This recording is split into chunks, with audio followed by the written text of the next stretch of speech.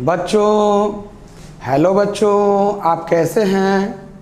बच्चों, मैं पिछले क्लास में आपको पढ़ा चुका था क्या होता है बायोलॉजिकल क्लासिफिकेशन। वहाँ आपने समझा था कि आपने 2 किंगडम क्लासिफिकेशन क्या होता है, 3 किंगडम क्लासिफिकेशन क्या होता है, 4 किंगडम क्लासिफिकेशन क्या होता है और 5 किंगडम क्लासिफिकेशन क्या होता है। तो ये सब मैं बताया था बच्चों।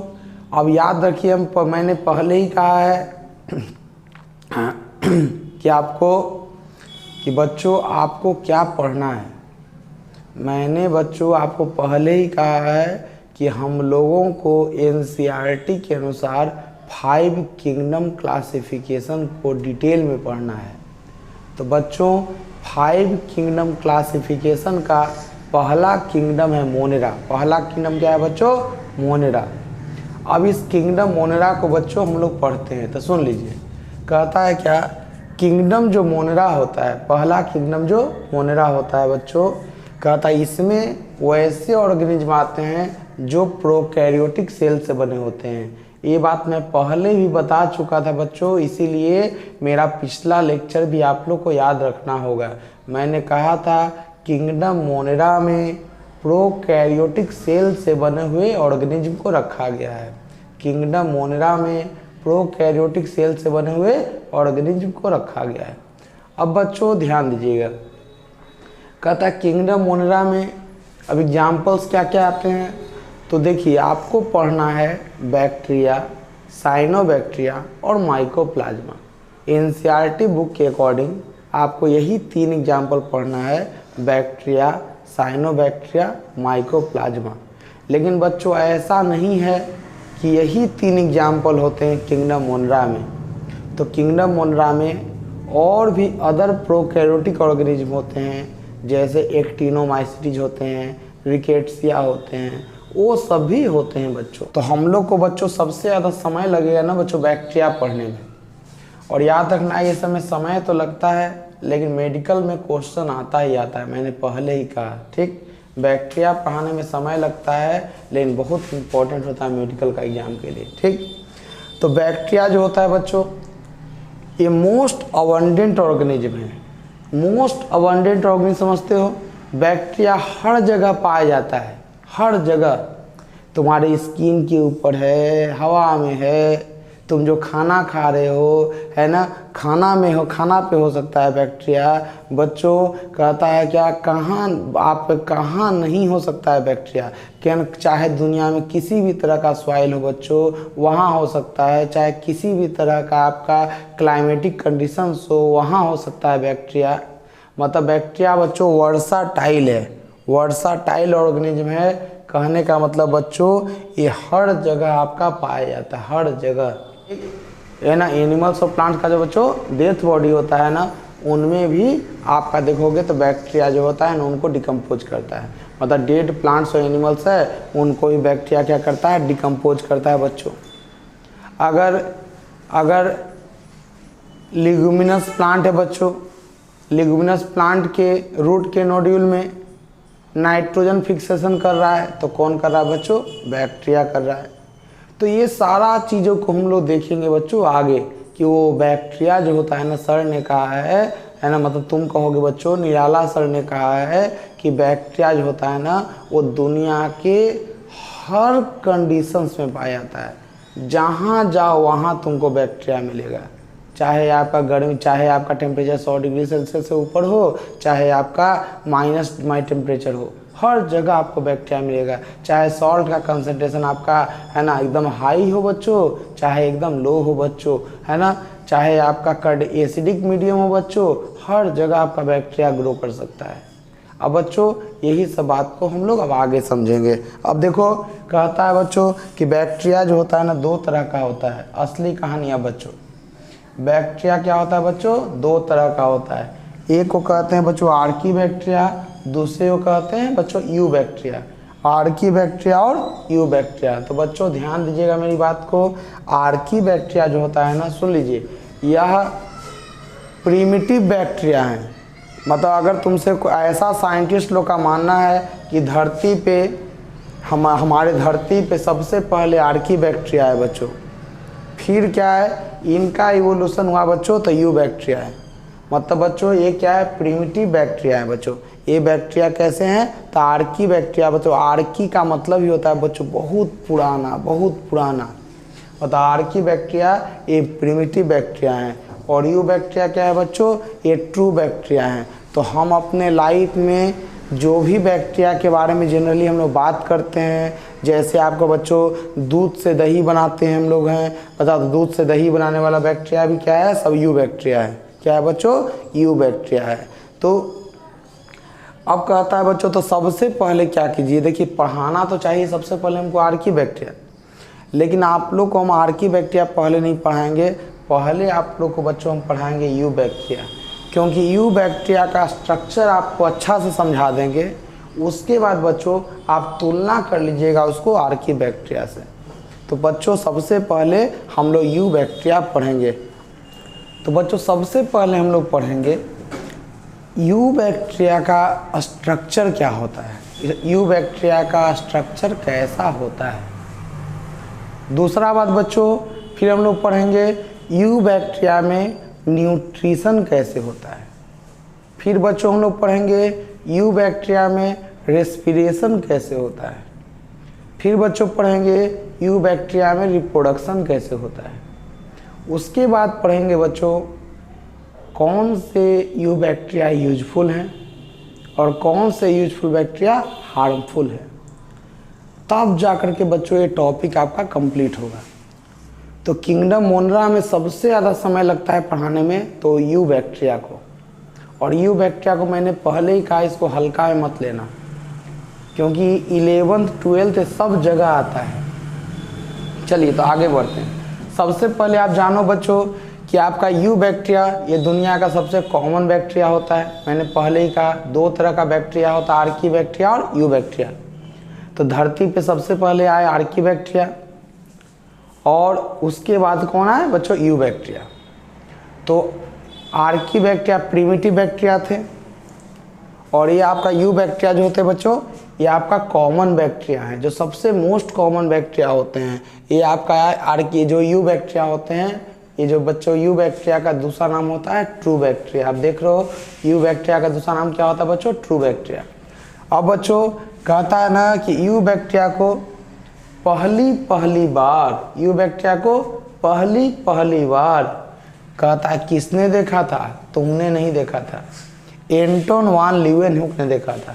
एंटोन वान लीeuwenhoek ने देखा था। एक्चुअली ये आपका एक डच लेंस मेकर थे बच्चों। एक्चुअली एंटोन वान लीeuwenhoek क्या थे, ये एक्चुअली बच्चों एंटोन वान लीeuwenhoek एक डच लेंस मेकर थे बच्चों। तो कहता है ये जो एंटोन वान लीeuwenhoek जो हैं, इन्होंने पहली बार क्या किया था, आपका बैक्टीरिया को देखा था। कहाँ बच्चों, तो जो रेन वाटर स्टोर्ड होता है, जो रेन मान लो वर्षा का पानी को जहाँ स्टोर करके रखा हुआ है, वहाँ उससे आपका उस सैंपल को लेकर के बच्चों इन्होंने देखा था आपका बैक्टीरिया को फर्स्ट टाइम। दूसरा बात बच्चों, दांत जो होता है, दांत है ना, तुम सुबह से उठना या कब अभी भी वो दांत को ऐसे से स्क्रैच करना, दांत को ऐसे से आपको खुरेचोगे, दांत को आप टर्टल स्क्रैप, मतलब दांत को जब आप खुरेचोगे बच्चों, खुरेच करके बच्चों उस सैंपल को जब तुम स्लाइड पे रखोगे और माइक्रोस्कोप पे देखोगे, तुमको बच्चों बैक्टीरिया दिखाई देगा। क्या दिखाई देगा बच्चों, बैक्टीरिया दिखाई देगा। तो बैक्टीरिया बच्चों आपके माउथ में है, आपके थ्रोट में है, आपके बच्चों इंटेस्टाइन में है। ठीक कहता है बच्चों। उसके बाद सुनिएगा, एंटोन वान लीeuwenhoek ने चूंकि बैक्टीरिया को फर्स्ट टाइम देखा था, तो उस समय इन्होंने इसे नाम दिया था एनिमलक्यूल्स। क्या नाम दिया था बच्चों, एंटोन वान लीeuwenhoek ने बैक्टीरिया को पहली बार देखा था और उन्होंने नाम दिया था एनिमलक्यूल्स। मतलब बच्चों पहले एंटोन वान लीeuwenhoek ने बैक्टीरिया को पहले क्या कहा था, एनिमलक्यूल्स कहा था, यानी कि स्मॉल एनिमल्स बच्चों।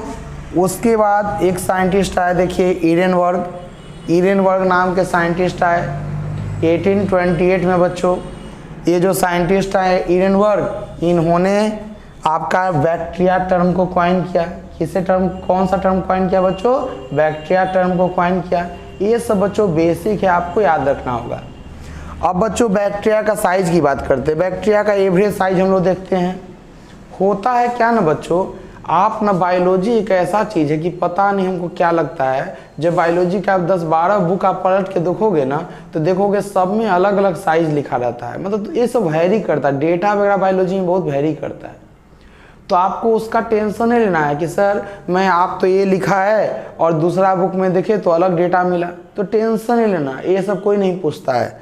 कहता है क्या, बस इतना याद रखना, बैक्टीरिया का जो एवरेज साइज होता है बच्चों वो 2 से 2.6 माइक्रोमीटर होता है। मतलब 2 से 2.6 माइक्रोमीटर लॉन्ग होता है और 1.5 से 1.1 से 1.5 माइक्रोमीटर वाइड होता है। मैं फिर से बच्चों बोल देता हूँ। कहता भाई बच्चों एक बैक्टीरियम का जो एवरेज साइज होता है, एक बैक्टीरियम का जो एवरेज साइज होता है वो 2 से 2.6 माइक्रोमीटर लॉन्ग होता है और 1.1 से 1.5 माइक्रोमीटर बच्चों वाइड होता है बच्चों। तो ये इतनी लंबाई हो गई बच्चों, इतनी क्या हो गई, चौड़ाई हो गई बच्चों बैक्टीरिया का। तो ध्यान रखना इस बात को, जो मैंने आपको कहा कि आप अलग अलग बुक में पढ़ोगे, अलग अलग डेटा मिलेगा, तो उतना टेंशन लेने का जरूरत नहीं है। अब बच्चों मैं भी एक टीचर हूँ, आखिर मैं भी किसी न किसी एक बुक का डेटा बताऊँगा, ठीक है ना बच्चों। बच्चों अब आप देखिए, मैं आपको पढ़ा रहा हूँ बच्चों स्ट्रक्चर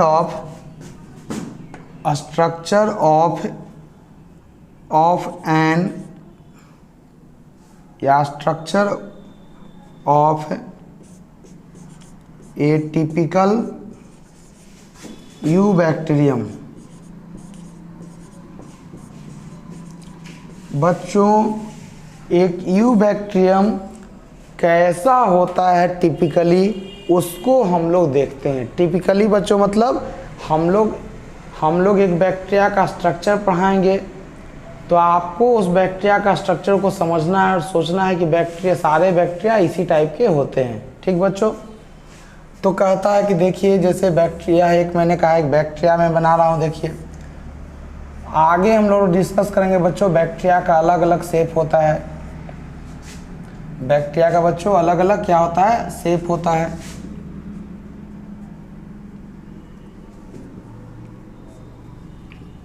इसको और बड़ा चलो बच्चों देखो, बैक्टीरिया जो होता है ना उसका सबसे आउटर मोस्ट कवरिंग देखोगे ना बच्चों, वो क्या होता है, तो आप कहोगे बच्चों सेल वाल। क्या होता है बच्चों, सेल वाल। अब बच्चों याद रखिएगा कि बायोलॉजी है, बायोलॉजी पढ़ना और पढ़ाना दोनों ही बच्चों मुश्किल काम होता है। ना हर बच्चा पढ़ सकता है बायोलॉजी, ना हर टीचर की औकात है कि वो पढ़ा सकता है बायोलॉजी।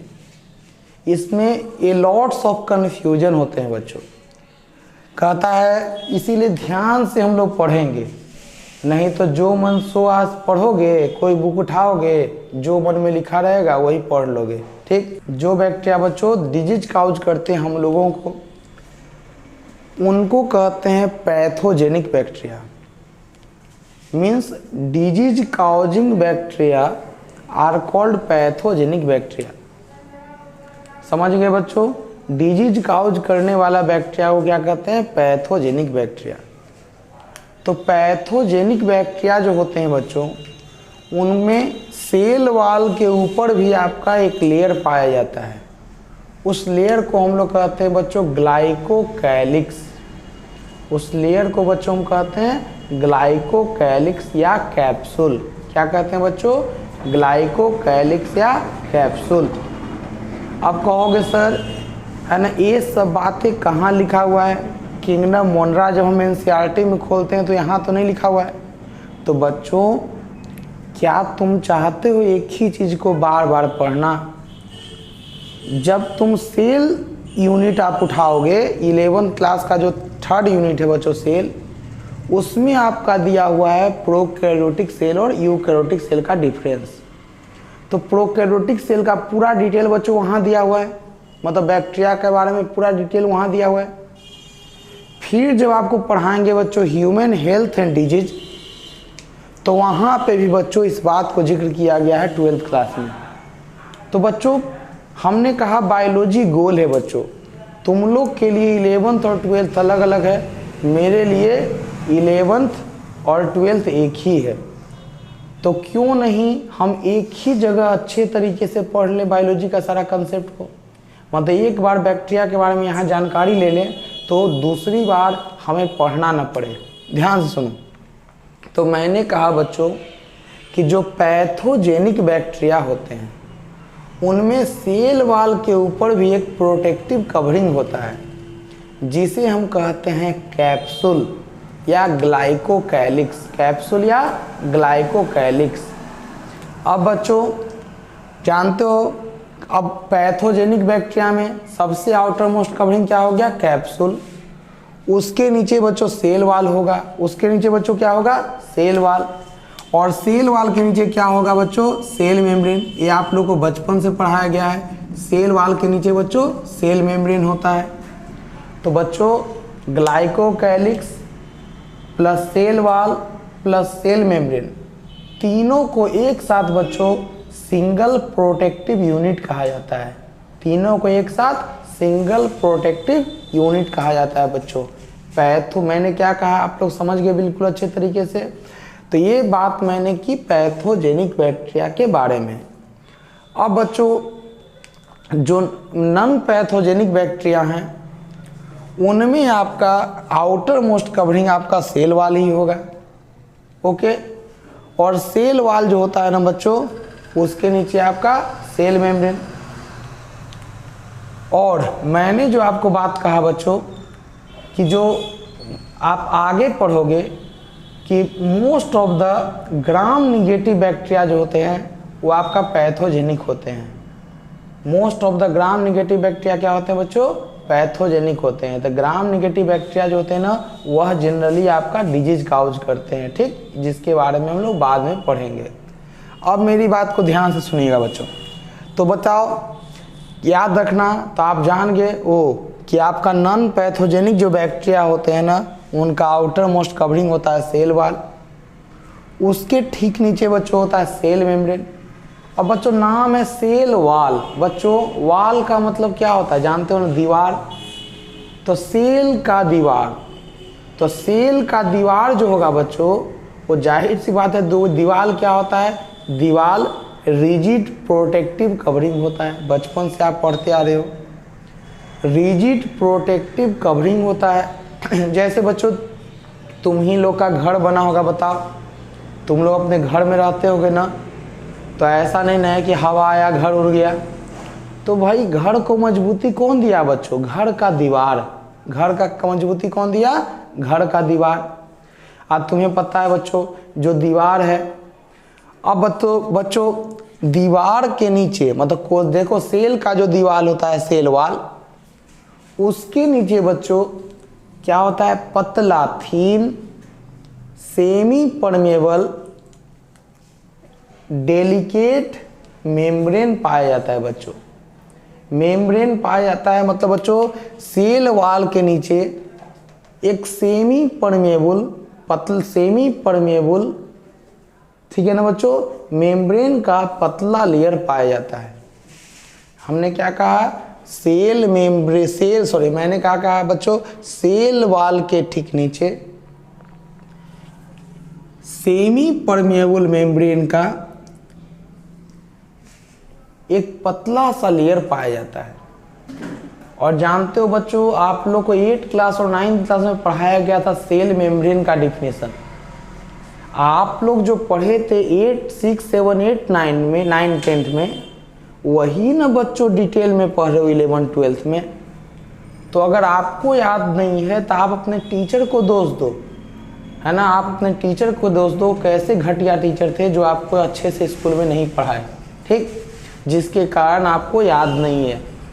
तो कहता है बच्चों कि सेल मेम्ब्रेन जो मैंने आपको कहा ये थीन होता है, ये डेलिकेट यानी कि नाजुक होता है, सेमी परमेबल होता है और है क्या बच्चों? ये मेम्ब्रेन होता है। तो तुम कहोगे बच्चों कि जो सेल मेम्ब्रेन का काम क्या है। तो देखिए मैं थोड़ा सा गुस्सा जाता हूँ कभी कभी बच्चों लोग पे, जब उनको छोटी छोटी बातें याद नहीं रहती है, तो क्योंकि मैं भी आपके पेरेंट्स की तरह सोचता हूँ। तो एक्चुअली होता क्या है ना, सेल मेम्ब्रेन के बारे में बचपन से पढ़ाया जाता है कि सेल मेम्ब्रेन क्या होता है। तो यह अलाउ करता है मॉलिक्यूल्स का मूवमेंट को, या तो सेल के अंदर या सेल के बाहर। मतलब सेल के अंदर बाहर से मतलब मान लीजिए सेल के अंदर कोई मॉलिक्यूल्स की ज़रूरत है, तो सेल मेम्ब्रेन होते हुए वह मॉलिक्यूल बाहर से अंदर की तरफ आएगा। बच्चों अब सेल चाहता है कि कोई मॉलिक्यूल सेल से बाहर निकले, तो बताओ बच्चों सेल मेम्ब्रेन जो है वही अलाउ करेगा मॉलिक्यूल को सेल के अंदर से बाहर निकलने के लिए। समझे बच्चों? अब मैंने क्या कहा कि सेल मेम्ब्रेन जो होता है बच्चों, जो सेल मेम्ब्रेन है बच्चों, ये जो सेल मेम्ब्रेन है ये सराउंड करता है जेली लाइक मटेरियल को। सेल मेम्ब्रेन बच्चों सराउंड करता है ये जेली लाइक मटेरियल को। सेल मेम्ब्रेन सराउंड करता है बच्चों किसको? जेली लाइक मटेरियल को। इस जेली लाइक मटेरियल को बच्चों हम कहते हैं साइटोप्लाज्म। क्या कहते हैं बच्चों? साइटोप्लाज्म। याद रखना, सेल मेम्ब्रेन सराउंड करता है जेली लाइक मटेरियल को, उसे क्या कहते हैं बच्चों? साइटोप्लाज्म। क्या कहते हैं बच्चों? साइटोप्लाज्म। ओके बच्चों, अब देखो कहता है, अब ध्यान देना बच्चों, जानते हो बच्चों इस साइटोप्लाज्म में क्या होता है? तो साइटोप्लाज्म में क्या क्या होता है उसका हम लोग बच्चों डिस्कशन करते हैं एक एक करके। तो साइटोप्लाज्म में बच्चों देखिए ये मैंने जो बनाया है ये क्या है बच्चों? साइटोप्लाज्म में यह मैंने जो बनाया है ये है बच्चों सिंगल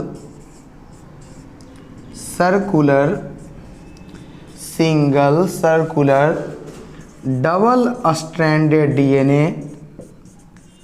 आप लोग तो बच्चों डीएनए का नाम सुने होंगे कि तुम अपने पापा का बेटा हो डीएनए के कारण, मम्मी का बेटा हो बच्चों डीएनए के कारण। पता है ना बच्चों, डीएनए ट्रांसफ़र होता है पेरेंट्स से उनके संतान में। आपके मम्मी और पापा से डीएनए ट्रांसफ़र आप में हुआ है बच्चों, याद रखना। इसीलिए डीएनए क्या है? जेनेटिक मटेरियल है बच्चों, है ना। अब ध्यान दीजिएगा बच्चों मेरी बात को। तो जानते हो ये डीएनए जानते हो बच्चों क्या कितना होता है बच्चों? एक होता है। अब तुम मान लो बच्चों अभी नया मेरा क्लास पढ़ रहे हो, तुम कहोगे सर मुझे डीएनए का स्ट्रक्चर नहीं आता है, डबल स्टैंडर्ड आपने क्यों लिख दिया? अरे अभी थोड़ी समझ में आएगा, ये समझ में आएगा सेल यूनिट जो थर्ड यूनिट है 11th क्लास का, उसका बायोमॉलिक्यूल चैप्टर में तुम्हें डीएनए का स्ट्रक्चर पढ़ाएंगे बच्चों, है ना। डीएनए का केमिस्ट्री पढ़ाएंगे बच्चों।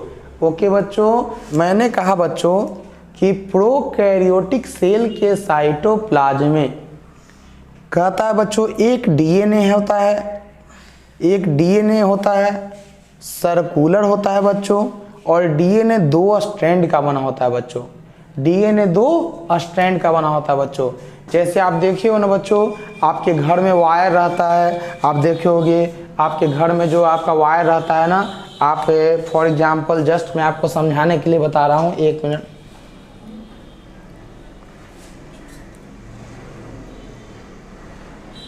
ना देखो जैसे बच्चों देखो ये वायर है ना, आप देख रहे हो ना। तो जैसे वायर जो है ना दो देखिए, तो 2 अलग अलग स्ट्रैंड है। एक आपका ब्लैक स्ट्रैंड है बच्चों, एक आपका रेड स्ट्रैंड है, ठीक है ना बच्चों। तो जैसे देख रहे हो ना बच्चों, ये आपका 2 स्ट्रैंड से बना हुआ है। उसी तरह से बच्चों मैं जब आपको डीएनए पढ़ाऊंगा तो मैं चाची का कसम खा के कहता हूँ कि डीएनए का स्ट्रक्चर पढ़ाऊंगा तो बताऊंगा कैसे डीएनए का 2 स्ट्रैंड आपस में जुड़ा हुआ रहता है बच्चों, मैं पक्का पढ़ाऊंगा। तो ध्यान देना, ठीक। तो हम लोग कहे कि डीएनए क्या होता है बच्चों? ये सिंगल सर्कुलर, है ना। मैंने क्या कहा, ये क्या है बच्चों? तो सिंगल एक ही है, सर्कुलर सर्कुलर है, देख ही रहे हो बच्चों। डबल स्टैंडर्ड डीएनए है, डीएनए 2 स्टैंड का बना हुआ है और ये प्रोटीन के साथ कॉम्प्लेक्स बनाता है बच्चों। जानते हो बच्चों, दुनिया में कोई भी ऑर्गेनिज्म का सेल हो, चाहे प्रोकैरियोटिक सेल हो बच्चों, चाहे यूकैरियोटिक सेल हो, सेल के अंदर डीएनए हमेशा प्रोटीन के साथ कॉम्प्लेक्स बना के रहता है। सेल के अंदर डीएनए हमेशा प्रोटीन के साथ कॉम्प्लेक्स बना के रहता है। ऐसा क्यों क्यों क्यों ऐसा क्यों? तुम बोलोगे बच्चों ऐसा क्यों?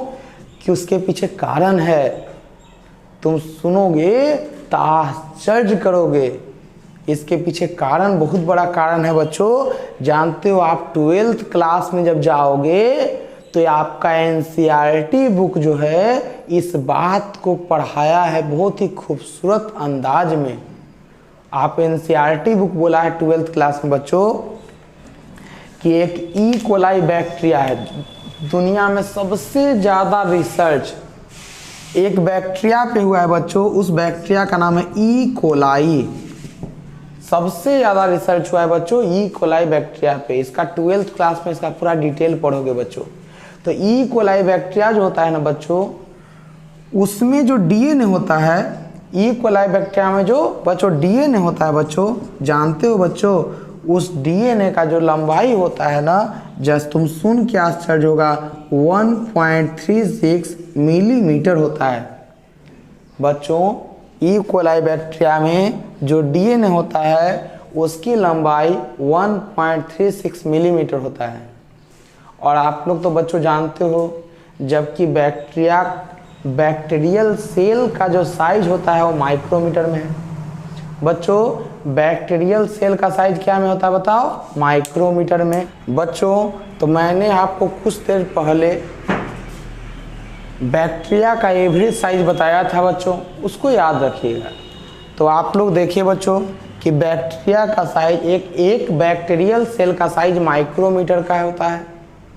पता है बच्चों माइक्रोमीटर का मतलब आपको पता है? 1 माइक्रोमीटर का मतलब होता है 1 मीटर का 10 लाखवां भाग। सोचो कितना छोटा होता है सेल। तो मेरा कहने का मतलब ये है बच्चों कि आप समझिए कि बैक्टीरियल सेल का साइज माइक्रोमीटर में है, जबकि बैक्टीरियल सेल के अंदर जो डीएनए होता है बच्चों उसका साइज क्या में है बच्चों? उसका साइज क्या में है? बैक्टीरियल सेल के अंदर जो डीएनए है उसका साइज है 1.3 मिलीमीटर में। पता है बच्चों 1 मिलीमीटर बराबर 1 मीटर का 1000वां भाग। आप अगर बच्चों मैथ के स्टूडेंट हो तो आपको पता होगा, आपने अगर 10th क्लास तक अच्छे से मैथ पढ़ा है तो आपको पता होगा कि जो मिलीमीटर होता है वो माइक्रोमीटर से बड़ा होता है। मिलीमीटर बच्चों क्या होता है? माइक्रोमीटर से बड़ा होता है। मतलब बैक्टीरियल सेल का जितना साइज है उससे ज़्यादा साइज का डीएनए उसके अंदर रहता है। बाबू रे दिमाग में तुमको ऐसा ख्याल लगा क्या पढ़ा रहे हैं, निराला सर क्या पढ़ा रहे हैं, ये पागल बना देंगे हम लोग क्या? ठीक, तो पागल नहीं बनाएंगे बच्चों, बात को समझना, ये हकीकत है। मैं तुम्हें क्या पढ़ाना? हकीकत। कौन सा कत? हकीकत। तो हकीकत मैंने आपको क्या पढ़ाया कि बैक्टीरियल सेल का बच्चों जितना साइज होता है उससे बड़ा साइज का डीएनए उसके अंदर होता है। तो तुम बोलोगे सर कैसे पॉसिबल है? How can this is possible? तो जानते हो इसके लिए क्या होता है बच्चों कि जो डीएनए, इसके लिए क्या होता है बच्चों, एक टॉपिक है पैकेजिंग ऑफ डीएनए, जो आप पढ़ोगे 12th क्लास में पैकेजिंग ऑफ डीएनए के बारे में। लेकिन फिर भी बच्चों चूंकि बैक्टीरियल सेल का स्ट्रक्चर आया है तो मुझे शॉर्ट में बताना ही पड़ेगा एक बेसिक बात। तो क्या होता है सुनिएगा। तो बच्चों ऐसे इसको समझिए। तो डीएनए पे होता है बच्चों निगेटिव चार्ज, वह क्या करता है, पॉजिटिवली चार्ज प्रोटीन्स के साथ, पॉजिटिवली चार्ज प्रोटीन्स के साथ क्या बनाता है बच्चों, कॉम्प्लेक्स बनाता है। मतलब पॉजिटिवली चार्ज, डीएनए पे निगेटिव चार्ज है, वह पॉजिटिव चार्ज के साथ क्या बनाता है बच्चों, कॉम्प्लेक्स बनाता है।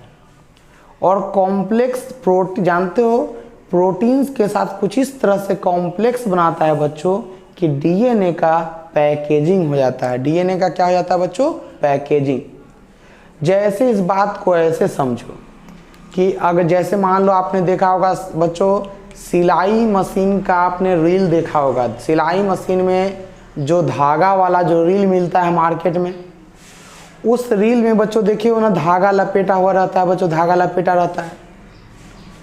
वो जो धागा लपेटा रहता है बच्चों, तो आप कहोगे वो जो धागा है उसको मान लो बच्चों डीएनए। अब बच्चों क्या करो, उस डीएनए को तुम खींचते जाओ, उस धागा को तुम खींचते जाते, देखते हो ना कितना लंबा दूर चला जाता है बच्चों, कितना दूर चला जाता है। लेकिन बताओ बच्चों, वही धागा रील के चारों तरफ बच्चों लपेटा हुआ रहता है, वही धागा बच्चों रील के चारों तरफ लपेटा हुआ रहता है। आप बताइए बच्चों, वही धागा रील के चारों तरफ लपेटा रहता है, तो बताइए कितना छोटा सा जगह पे सेट हो गया, नहीं कितना सा छोटा सा जगह में हो गया। अब वही धागा को फैला दो, कितना लंबा हो गया बच्चों। तो क्या हुआ बच्चों, ये पैकेजिंग इसे कहते हैं। क्या कहते हैं बच्चों, पैकेजिंग इसे कहते हैं। तो आप पढ़ोगे पैकेजिंग ऑफ डीएनए के बारे में 12th क्लास में। और एक बात और समझना बच्चों, जब आपको पैकेजिंग ऑफ डीएनए पढ़ाएंगे 12th क्लास में, तो वहाँ बताएंगे कि यूकैरियोटिक सेल में डीएनए को पैकेजिंग करने के लिए, डीएनए का जो यूकैरियोटिक सेल में डीएनए का पैकेजिंग हिस्टोन प्रोटीन्स के द्वारा होता है ना। इसके बारे में हम पढ़ेंगे बच्चों, वहाँ पे हिस्टोन प्रोटीन्स आएगा। मतलब यूकैरियोटिक सेल में जो पॉजिटिवली चार्ज प्रोटीन्स होता है उसे हम हिस्टोन प्रोटीन्स कहते हैं। ये आप पढ़ोगे 12th क्लास में बच्चों। कहता है यू बैक्टीरिया जो होते हैं ना बच्चों, अभी हम आपको पढ़ा रहे हैं यू बैक्टीरिया का स्ट्रक्चर। तो यू बैक्टीरिया में बच्चों डीएनए कॉम्प्लेक्स बनाता है पॉजिटिवली चार्ज प्रोटीन के साथ, मगर बच्चों वो positively charge protein histone protein नहीं होता है। यह मेडिकल का एग्जाम में कई बार आया हुआ क्वेश्चन है। बोलो, यू बैक्टीरिया में डीएनए कॉम्प्लेक्स बनाता जरूर है पॉजिटिवली चार्ज प्रोटीन के साथ, मगर वो positively charge protein histone proteins नहीं होता है। वो पॉजिटिवली चार्ज हिस्टोन प्रोटीन्स नहीं होता है। ये सब बात को बच्चों हमें अच्छे तरीके से आपको समझना होगा। अब बच्चों एक बात और याद रखना, बायोलॉजी में क्या होता है, एक ही चीज़ का बच्चों कई नाम होता है। बायोलॉजी में बच्चों एक ही चीज़ का क्या होता है, कई नाम होता है। तो single circular double standard DNA complex with proteins. आप इतना नहीं बोलना चाहते हो तो बच्चों इसको आप सिंपली जानते हो क्या कह सकते हो, इतना को सिंपली आप कह सकते हो, जानते हो बच्चों क्या, न्यूक्लियोइड। बच्चों ये न्यूक्लियोइड जो होता है ना बच्चों, ये बहुत ही पॉपुलर टर्म है। बच्चों ये न्यूक्लियोइड क्या है बच्चों, बहुत ही पॉपुलर टर्म है, इसको दिमाग में बैठा लो। कभी तुमसे कोई पूछे न्यूक्लियोइड तो बच्चों यही बात बोलना है, single circular double standard DNA complex with proteins. आज एक बात और आपको मैं बताता हूं बच्चों, अक्सर क्वेश्चन पूछते हैं लोग प्रोकैरियोटिक सेल और यूकैरियोटिक सेल में अंतर क्या है। तो यूकैरियोटिक सेल में बच्चों और प्रोकैरियोटिक सेल में क्या अंतर है उसको समझिएगा, सुनिएगा। कहता है बच्चों, आप देख रहे हो ये बैक्टीरियल सेल का स्ट्रक्चर है।